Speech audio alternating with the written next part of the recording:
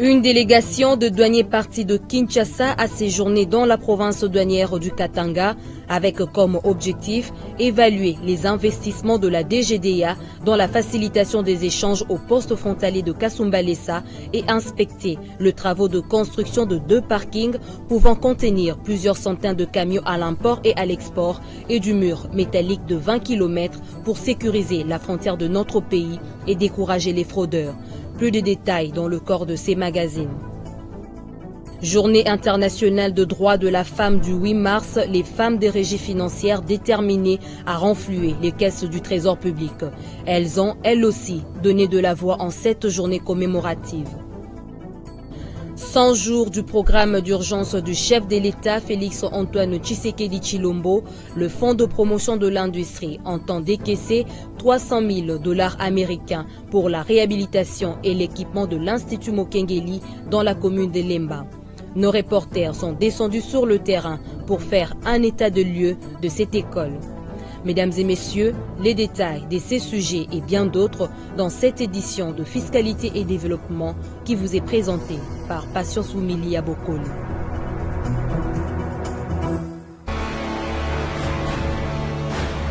Agence Galaxy Media, la passion de développer la RDC.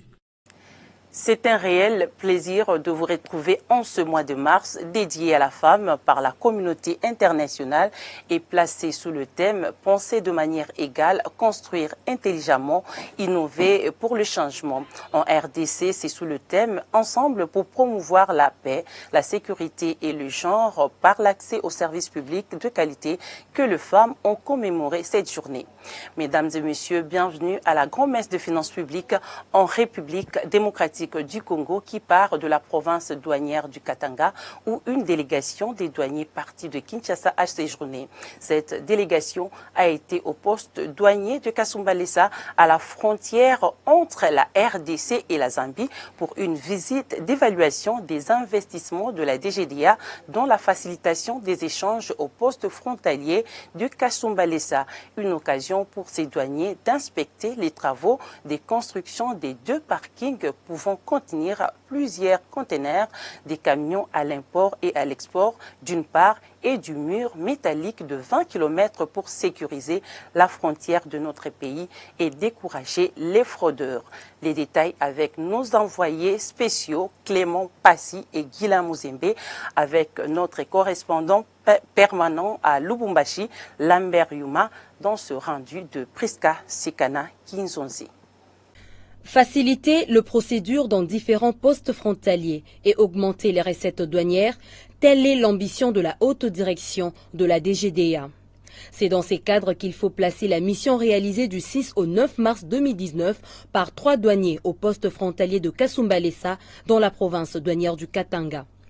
Objectif, procéder à l'inspection et à l'évaluation de travaux d'aménagement et des modernisations des parkings à l'import et à l'export confiés aux entreprises ASM et Publica.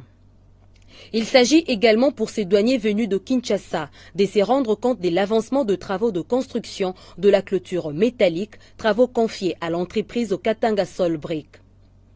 Avant la visite de site, le sous-directeur Amazani Rajabou, chef de la mission entouré de ses collègues, l'inspecteur Matenzo Latembo et l'architecte Nkulung Chikala, ont organisé plusieurs réunions techniques, notamment avec le directeur provincial de la DGDA Katanga, Pili Pili, la directrice générale de Travigo, Magali Rawey, ainsi que le représentant de service opérationnel du poste frontalier de Kasumbalesa.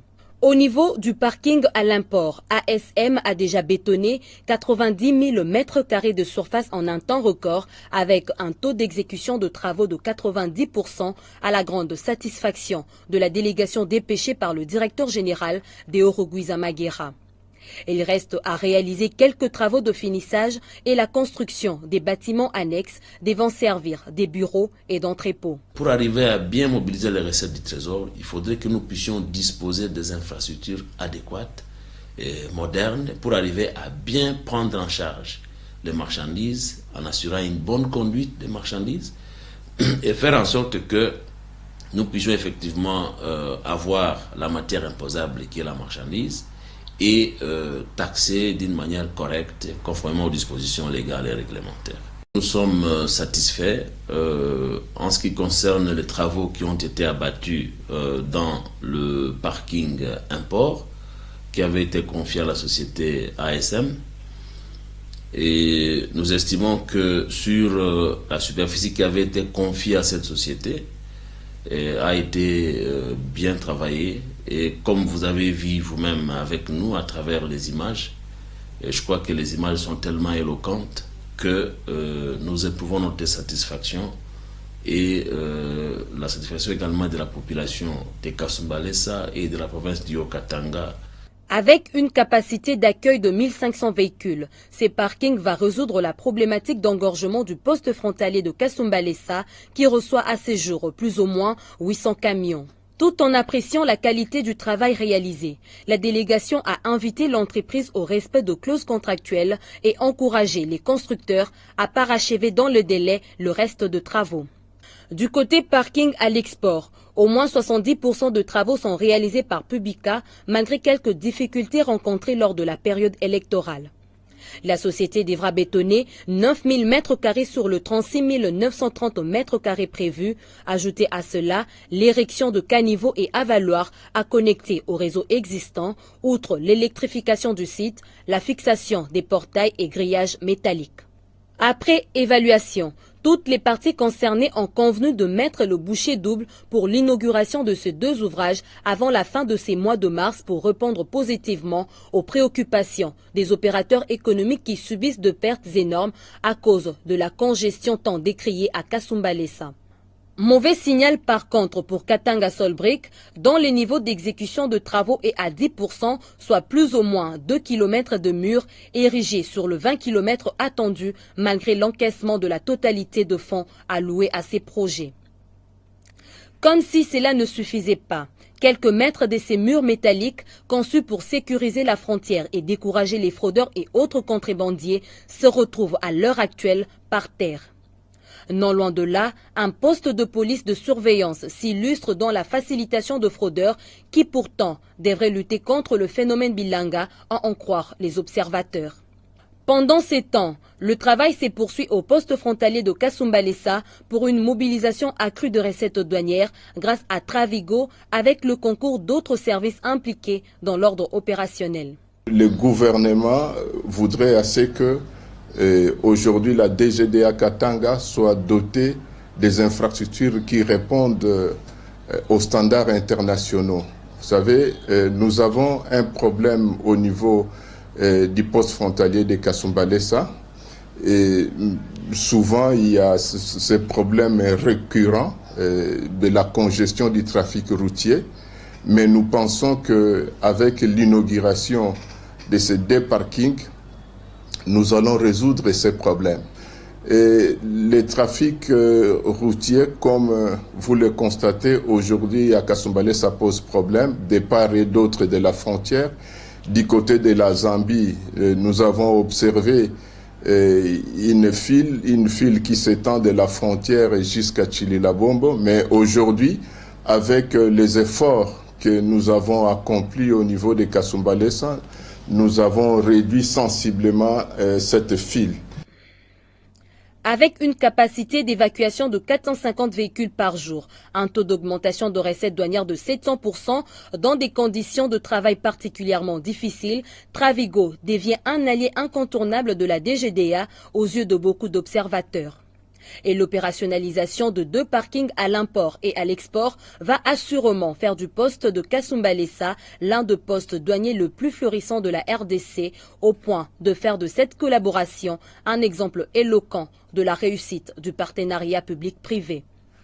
Restons encore à Kasumbalesa pour vous dire que moins d'une année après la cession des infrastructures douanières de la DGDA Kasumbalesa à Trafigo, les résultats permettent à la douane congolaise d'effectuer d'importants travaux d'aménagement des aires d'opération.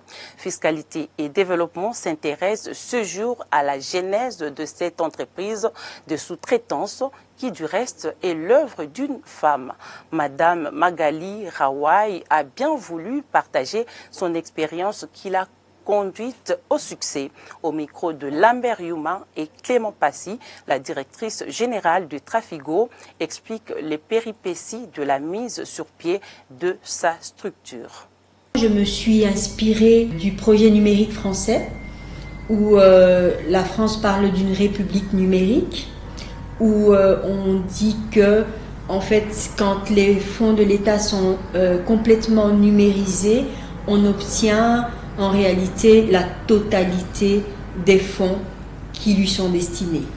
Ce que nous faisons, c'est, le mot le dit, c'est de la sous-traitance. Donc nous sommes en train d'agir au nom et pour le compte, dans ce cas-ci par exemple de la DGDA, mais aussi non pour d'autres régies également. Et donc il n'est pas nécessaire de faire beaucoup de propagande autour de tout ça. Notre objectif et notre but, c'est d'augmenter et d'arriver aux objectifs de la réalisation des recettes qui nous ont été confiées. Et je pense que c'est la meilleure manière, en fait, de pouvoir répondre à toutes ces allégations. Quand j'étais encore dans les négociations avec la douane, et je veux d'ailleurs mettre un accent là-dessus, contrairement à ce qui est dit ou pensé, la douane ne m'a pas rendu spécialement la tâche facile, parce que la douane est une régie de l'État importante. Donc avant que la douane puisse accepter de signer un contrat avec moi, ils ont dû tester à tous les niveaux l'entreprise que je représente et le projet que j'avais créé toute seule. Donc en dehors de la douane et avant même que la douane puisse signer le contrat avec moi, le secrétaire général de Comesa avait demandé que je me rende à Lusaka après qu'il ait appris que j'avais un projet qui ressemblait à un projet qui avait été financé par l'Union européenne au niveau donc de la région. Et je me suis rendue à Lusaka et j'ai présenté le projet devant les 21 pays membres de Comesa. Et croyez-moi qu'il y avait d'autres projets numériques. Et le projet que je représente a été à ce moment-là coté comme le meilleur. Et donc nous avons été envoyés d'une manière formelle par Comesa pour un plan pilote. Jusqu'à la date d'aujourd'hui, je pense d'ailleurs qu'ils sont encore dans les phases test de la finalisation de leur projet, mais Trafigo en tout cas a été repris pour la facturation de toutes les taxes qui correspondent aux transporteurs dans la région. Retour à Kinshasa où 2 cartons de casques pour cyclistes contenant de la drogue ont été saisis le lundi 4 mars par la brigade douanière à l'aéroport international de Nkili. Ces colis en provenance de l'Inde sont également passés par Dubaï, aux Émirats arabes unis, Nairobi au Kenya, avant Kinshasa où ils ont été appréhendés. Jocelyn Baba et Guilain Mouzembe nous fournissent les détails. Les fraudeurs et autres contrebandiers ne manquent pas d'imagination pour faire passer des marchandises prohibées par les lois et les conventions internationales en matière douanière. Nous sommes au guichet unique de la DGDA à Kin Aéroport où des sachets de méthamphétamine, une drogue de synthèse dure, faite à la base de substances chimiques toxiques et nocives à la santé, en l'occurrence l'éphédrine et cristaux. Ces produits dangereux ont été dissimulés dans ces casques professionnels de cyclistes en provenance de l'Inde. L'importateur a usé de toutes les astuces possibles en traversant sans la moindre difficulté les douanes de l'Inde, des Émirats arabes unis et du Kenya avant d'atterrir à Kinshasa, la capitale de la République démocratique du Congo, où ces colis ont été détectés. Au total, 2 cartons contenant de la drogue pesant 17,5 kg répartis dans ces sachets de 50 à 70 grammes. C'est suite à une alerte des services compétents de lutte antidrogue des États-Unis d'Amérique que les autorités de la brigade douanière ont pu saisir ces colis illicites. Le premier lot a été saisi le 5 mars et le deuxième lot a été saisi hier. Nous avons eu l'information auprès de la direction des stupéfiants de la police judiciaire. Et cette direction avait reçu l'alerte des États-Unis. Vous savez qu'on a prôné la gestion coordonnée des frontières. Nous travaillons en synergie avec toutes les agences qui sont appelés à appliquer la loi. C'est ainsi qu'avec la police judiciaire, on travaille en étroite collaboration. Le colis est arrivé à Kinshasa il y a peut-être une semaine et on a commencé à suivre. Nous sommes arrivés à pratiquer la saisie. La première saisie de 17,5 kg le 5, avec l'aide de tous les services évidemment qui étaient dans l'opération. Et hier encore, on a pratiqué la saisie sur le deuxième lot qui est arrivé. Nous avons découvert que l'expéditeur, c'est un faux expéditeur, puisque quand on a fait des enquêtes, on a appelé, on a essayé d'entrer en contact avec celui qui est censé avoir envoyé. C'est une adresse qui est fausse. C'est des personnes qui ne savent rien de ce qui s'est passé. Les destinataires aussi, quand vous regardez les noms qui ont été mentionnés sur les colis, c'est des noms qui ont été transformés. On a essayé, les enquêtes continuent. Ça, c'est d'abord le travail des enquêteurs de la police judiciaire. Mais nous, par rapport aux éléments que nous disposons, nous essayons de travailler ensemble. Et chaque fois qu'ils ont besoin d'une information, ils s'adressent à nous et puis nous essayons de continuer dans les investigations ensemble.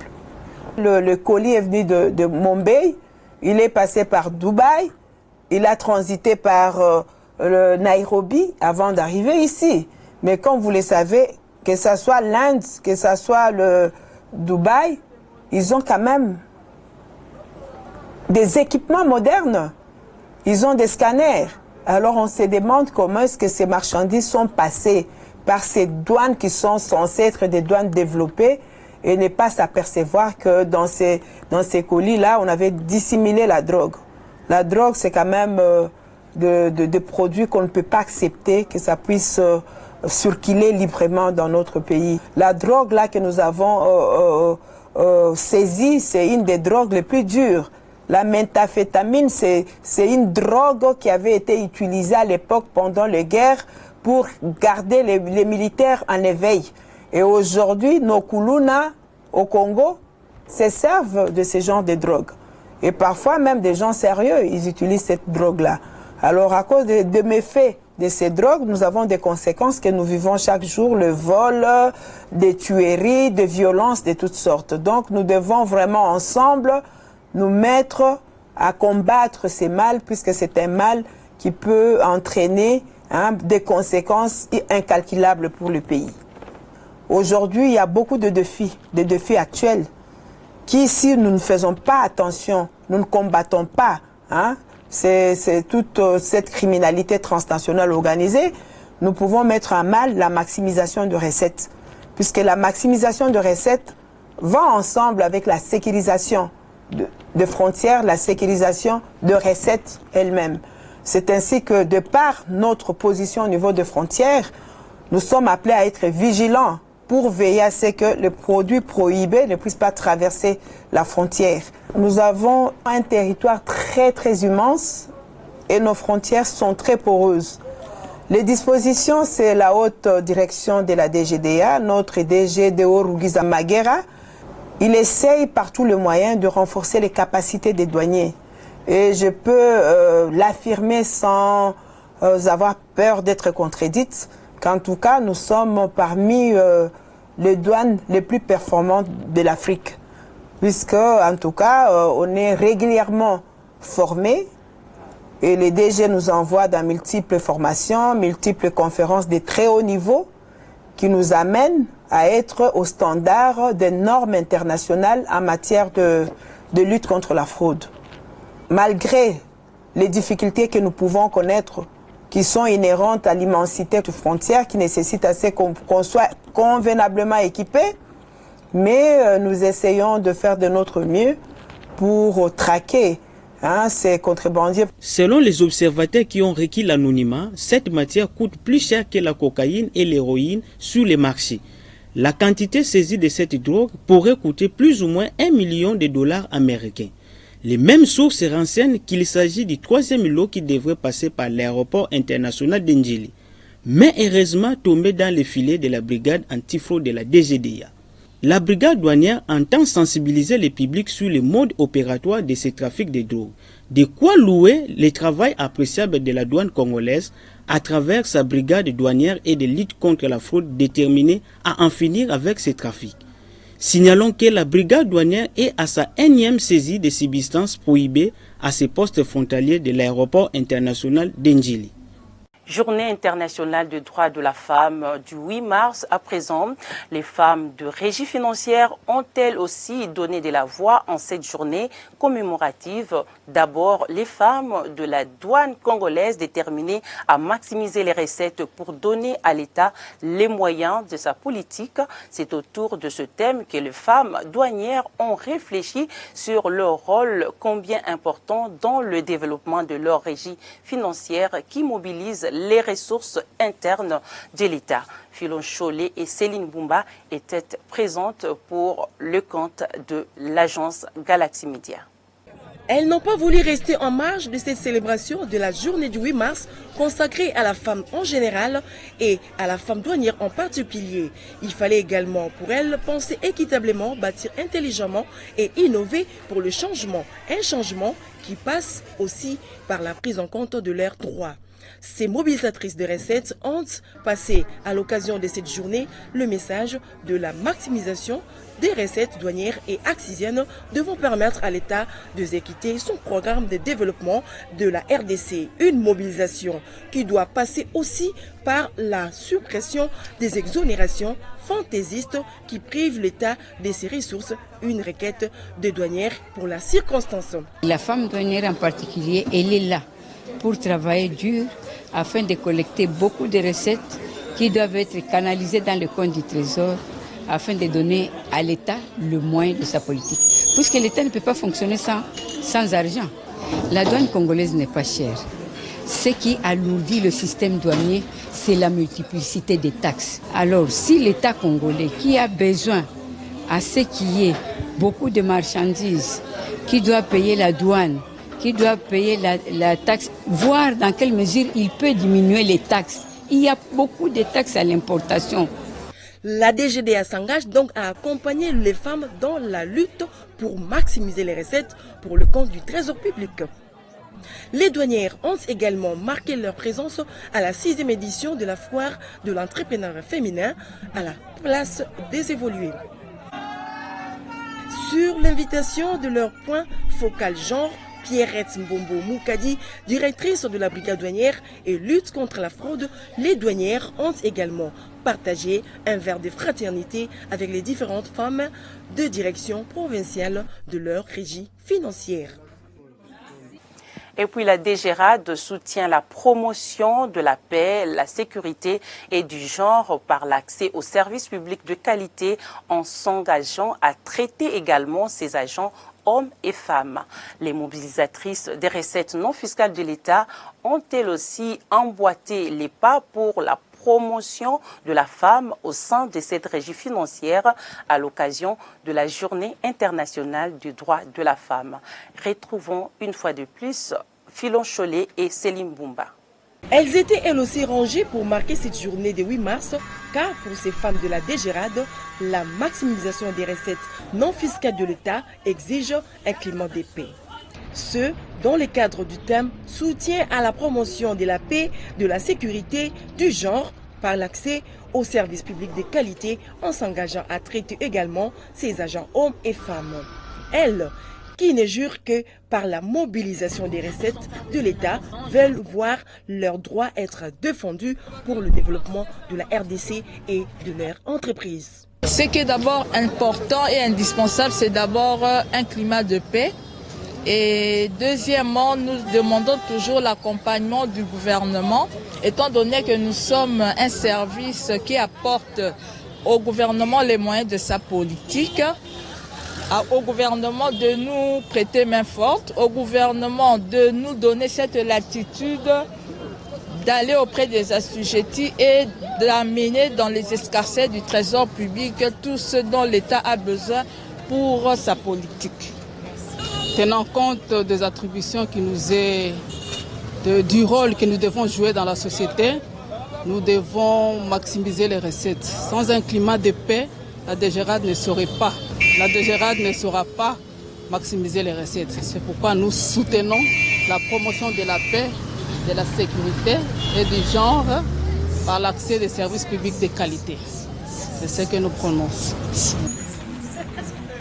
Sachez que les femmes du Fonds de promotion de l'industrie ont également pris part à cette journée commémorative du 8 mars 2019, elles qui donnent les meilleurs d'elles-mêmes pour financer l'industrialisation de la RDC. Et comme nous parlons du Fonds de promotion de l'industrie, vous êtes sans ignorer que 300 000 $ américains seront décaissés par le Fonds de promotion de l'industrie FPI pour la réhabilitation de l'Institut Mokengeli. Ceci rentre dans le cadre du programme d'urgence de 100 jours du chef de l'État Félix Antoine Tshisekedi. Dans quel état se trouve cette école? Nos reporters sont descendus sur le terrain pour s'enquérir de la situation. Image signée Fanfan Makitoudoma. Concernant l'éducation, il sera procédé à la réhabilitation et à la construction de près de 150 écoles. C'est le Fonds de promotion de l'industrie FPI dont le directeur général était présent lors de la présentation du programme d'urgence du président de la République qui va financer l'exécution des travaux de réhabilitation de cet institut. Le 13e et dernier projet concerne, à la demande du gouvernement, la réhabilitation de l'Institut Mokengeli situé à Lemba pour un montant de plus de 300 000 $. Voici l'état dans lequel se trouvent les complexes de l'Institut Mokengeli. L'une des grandes écoles de Kinshasa, construite en 1954, restait l'ombre d'elle-même. Comme le montrent ces images, la vétusté des infrastructures scolaires, le manque d'équipements des bureaux, des matériels didactiques, autant de problèmes qui se posent ici avec Akwiti. Il fait partie de notre population, non? Oui. Est-ce qu'on a demandé à tout le monde de s'élever? Non. Pourtant, chaque jour, plus de 2000 élèves fréquentent ces complexes qui abritent en son sein 2 écoles primaires, EP1 et EP2, et 2 vacations des humanités avec 2 sections chacune, pédagogique et commerciale de gestion, ainsi que littéraire et coupe-couture.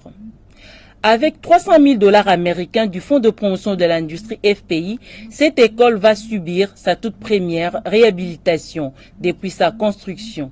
Ce montant va également servir à l'équipement des bureaux, des salles de classe en bancs pupitres et à l'achat des matériels didactiques. C'est avec joie que cette nouvelle a été accueillie par les bénéficiaires. Nous sommes très flattés et très contents puisque notre école a vieilli.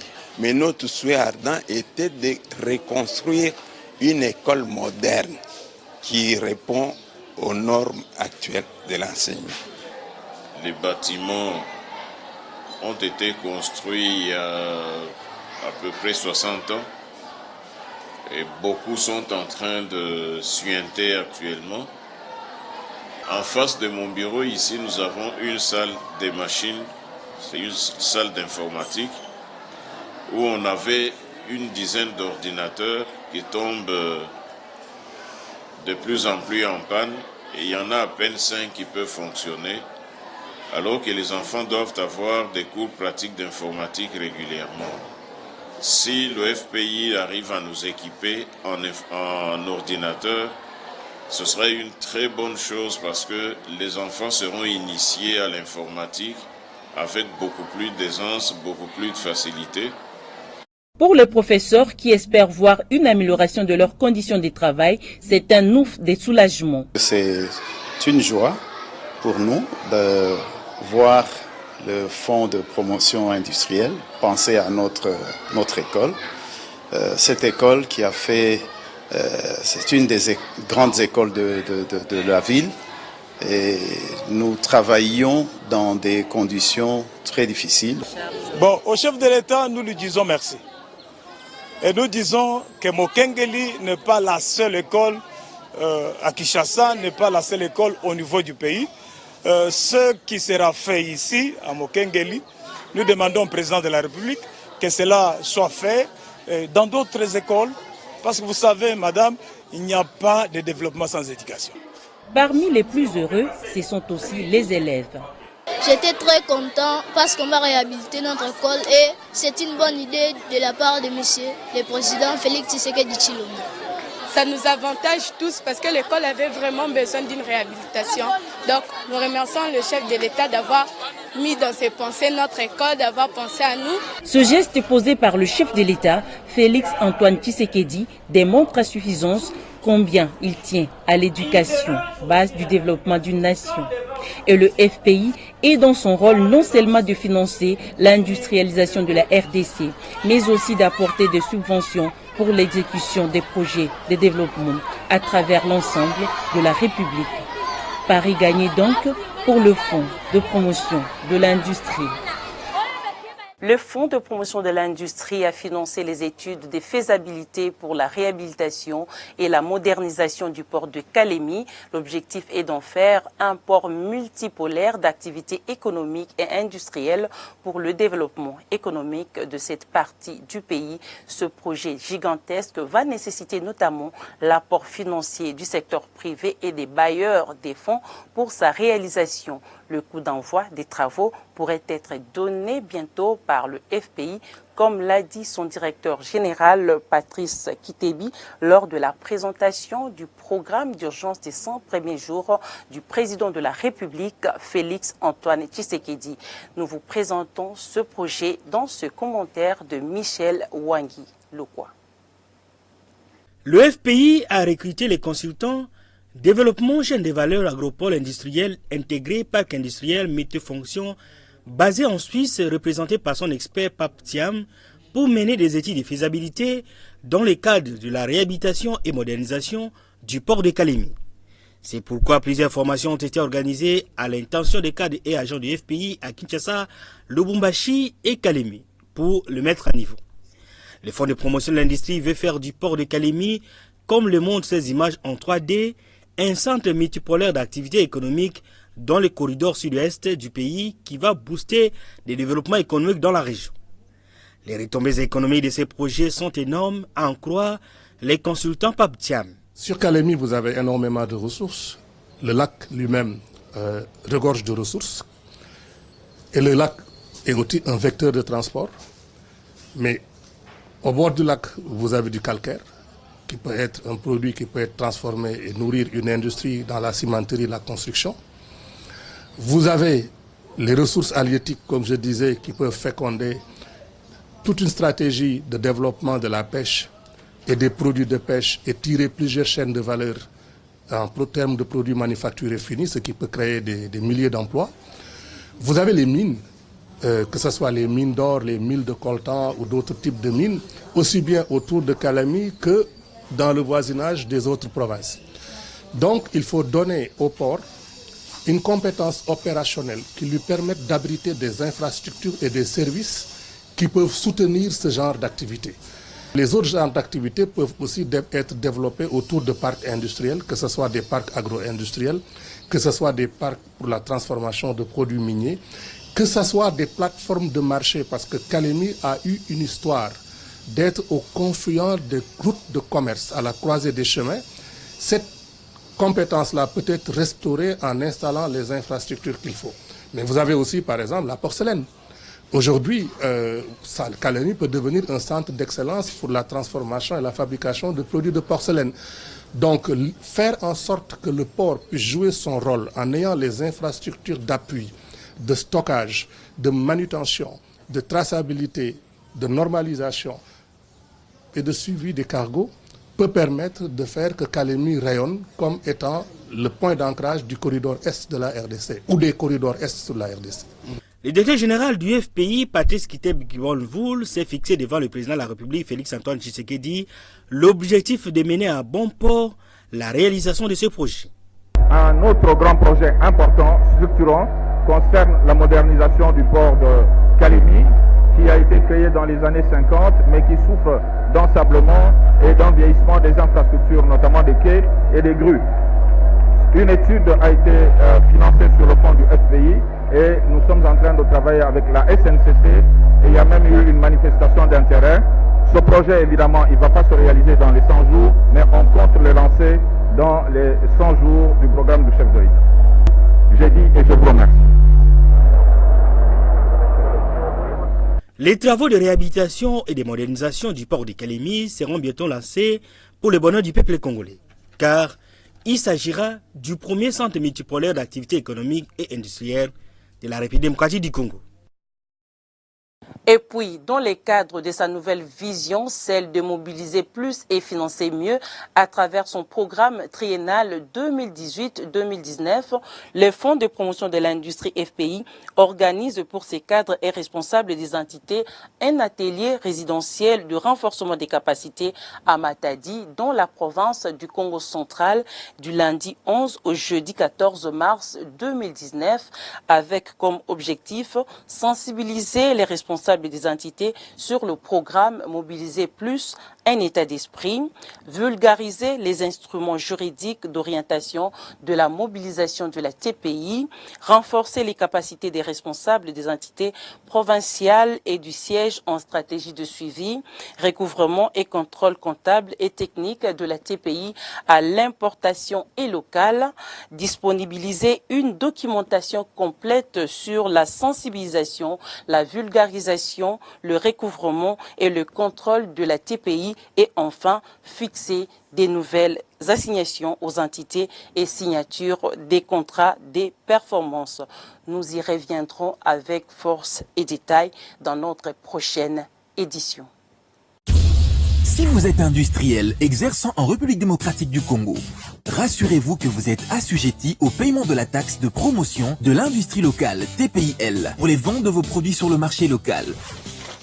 Dans ce cas, collectez et reversez mensuellement la taxe de promotion de l'industrie locale au taux de 2% du prix du revient industriel.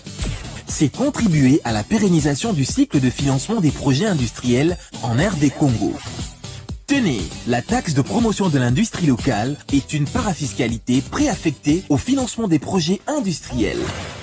Ceci est un message du Fonds de promotion de l'industrie. FPI, votre partenaire privilégié pour la réussite de vos projets. Le secteur des assurances a été libéralisé en République démocratique du Congo à la faveur de l'autorité de régulation et de contrôle des assurances ARCA. Pour comprendre l'importance de cette structure qui devra favoriser l'orientation d'une épargne stable vers le secteur productif et la protection des assurés, suivez plutôt cet élément que je vous propose. C'est ici, précisément sur l'avenue Pumbu, commune de la Gombe, qu'est installé le siège de l'ARCA, l'autorité de régulation et contrôle des assurances. Un organe né après la promulgation de la loi numéro 15/005/2015 portant code des assurances et institué à travers le décret numéro 001/16 du 26 janvier 2016 consacrant ainsi la libéralisation du secteur des assurances après plus de 50 ans de monopole. Ces bâtiments, en parfait état, reflètent ainsi l'ordre et l'organisation que cet organe de régulation veut imprimer dans ce processus de libéralisation du secteur des assurances. Dans ces bâtiments émerge aussi un personnel jeune issu d'une sélection minutieuse. Des jeunes dotés d'une expérience significative dans divers domaines, notamment l'audit, l'informatique, la gestion financière, le marketing, le droit et les assurances, domaine de prédilection de l'ARCA. L'ARCA compte à ce jour un actuaire congolais ayant travaillé durant de nombreuses années au Canada.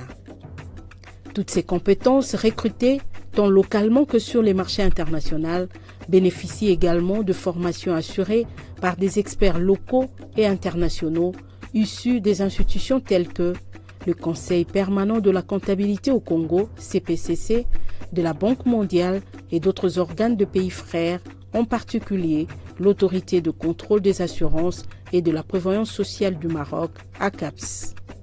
C'est justement pour profiter de l'expérience de ces organes de régulation qui ont déjà fait du chemin que l'ARCA a conclu plusieurs accords de partenariat avec certains d'entre eux. C'est dans cette optique que ARCA est membre de plusieurs associations d'obédience africaines et internationales, notamment l'Association internationale de contrôleurs des assurances. Après des débuts difficiles, Comme il est souvent le cas dans toute activité humaine, l'ARCA façonne son nouveau visage, un an après des changements qui y sont intervenus. Des changements qui ont porté à la tête de cette structure Alain Kanindangalula comme directeur général ad interim. L'ARCA est un établissement public à caractère technique qui a pour mission de piloter la libéralisation du secteur des assurances. À travers cette libéralisation, le chef de l'État a voulu répondre aux besoins de nos populations, assurer une meilleure inclusivité financière, mais surtout permettre à notre pays de mobiliser les sources de financement à travers la rétention des primes dans notre pays auprès des différentes sociétés d'assurance. Notre mission se décline en ces deux pans principaux. La régulation, nous mettons un cadre réglementaire pour fixer les normes de fonctionnement, pour fixer les conditions d'agrément, pour fixer les conditions de retrait d'agrément. C'est nous qui régulons et qui contrôlons vis-à-vis des différents opérateurs. Aucun opérateur ne peut opérer en RDC, dans le secteur des assurances, s'il n'a ni l'agrément ni l'autorisation de l'ARCA. Donc c'est l'autorité qui est unique et qui doit mener ses missions et qui va mener ses missions. Et l'autre aspect, c'est celui du contrôle. Une fois que ces acteurs ont reçu leur autorisation ou leur agrément, alors ils entrent dans un cycle de contrôle permanent que l'ARCA mène. Parce que nous devons suivre ces sociétés qui vont détenir l'épargne de la population. Donc nous devons les contrôler en permanence pour nous assurer qu'elles fonctionnent selon les normes prudentielles et qu'il n'y a pas de risque que les populations se plaignent de ne pas recevoir les services qu'ils attendent des sociétés d'assurance. Assurément, la libéralisation du secteur des assurances est en marche en République démocratique du Congo. Les premiers dossiers de demande d'agrément de ceux qui seront désormais les acteurs de ces secteurs sont en cours de traitement par les experts de l'ARCA conformément aux exigences du Code des assurances. Quant à l'assureur historique, la Société nationale d'assurance, elle est en plein processus de mise en conformité. Petit à petit, lentement mais sûrement, l'ARCA conduit de main de maître cette réforme importante pour le développement de la République démocratique du Congo. Pour travailler et mettre en place une société d'assurance, c'est un secteur qui est sensible parce que nous parlons d'un secteur financier. Le capital minimum exigé aux sociétés qui veulent œuvrer comme société d'assurance est de 10 millions de dollars. Donc ça doit être des structures qui ont les capacités financières, mais qui doivent être également sérieuses. Donc aujourd'hui, nous avons suffisamment de dossiers que nous avons reçus, que nous analysons, avec des acteurs panafricains. Nous avons des acteurs internationaux qui s'intéressent et qui veulent venir également sur notre marché. Nous avons également des acteurs locaux qui s'intéressent aussi. Donc tous ces dossiers sont actuellement en cours d'analyse et nous pourrions effectivement nous prononcer dans les jours qui viennent. Avec les nouveaux acteurs qui arrivent, d'abord il y a la diversité en termes d'offres de produits. Des sociétés qui ont une renommée, qui ont un sérieux qui est établi, ce sont ces sociétés-là qui pourront offrir des produits effectifs et des produits réels pour la population et pour les assurés. Nous, notre mission, justement, c'est de veiller à la protection des assurés. Notre mission, c'est de contrôler les différentes sociétés d'assurance et celle qui fonctionnera en dehors des normes, qui ne rencontre pas la protection des assurés que nous devons faire, c'est une société qui se verra interdite d'opérer sur le marché. Donc l'ARCA joue vraiment le rôle non seulement d'arbitre de jeu pour les différentes sociétés qui opèrent, mais également elle est là pour protéger les assurés. Avec une équipe managériale forte, un personnel formé, l'autorité de régulation et contrôle des assurances, ARCA, est aujourd'hui opérationnelle et les marchés des assurances véritablement ouverts. En dehors de nos frontières, intégration régionale est le thème des assemblées annuelles 2019 du groupe de la Banque africaine de développement BAD. Cette rencontre, affirme l'agence de presse Ecofin, aura lieu dans la capitale de la Guinée équatoriale en juin prochain. Ce thème est l'une des 5 priorités de la BAD. Les 4 autres sont éclairer, nourrir, industrialiser et intégrer l'Afrique et améliorer la qualité de vie des populations en Afrique. Le gouvernement de la Guinée équatoriale et la BAD ont signé le 27 février 2019 à Abidjan, au siège de la BAD, un aide-mémoire pour le bon déroulement de l'événement en Guinée équatoriale. La République démocratique du Congo participe chaque année aux assemblées annuelles de la BAD. Les exportations chinoises se sont écroulées en février 2019 de 20,7% sur un an, note l'agence de presse américaine Associated Press, selon la source citée par le quotidien économique français Les Échos. L'excédent commercial chinois s'élève à 4,1 milliards de dollars américains en mars 2019. D'après la même source, l'administration chinoise des douanes a confirmé la baisse des exportations qui ont baissé bien plus vite qu'attendu en février. L'Institut national de la statistique INES nous fournit les informations sur le taux d'inflation hebdomadaire de la semaine du lundi 4 mars au samedi 9 mars 2019. Muriel Makiessé nous en dit plus. Légère hausse observée des prix des produits de base pour la période du 4 au 9 mars 2019. L'inflation hebdomadaire est de 0,097% au niveau national et 0,063% à Kinshasa. En cumul, l'inflation a atteint 0,804% au niveau national et 0,964% à Kinshasa. L'inflation annualisée se situe à 4,250% au niveau national et 5,116% à Kinshasa. En glissement annuel, l'inflation est de 5,590% au niveau national et 5,594% à Kinshasa. L'inflation de la semaine est consécutive à la légère hausse des prix des légumes, des articles d'ameublement et des épices.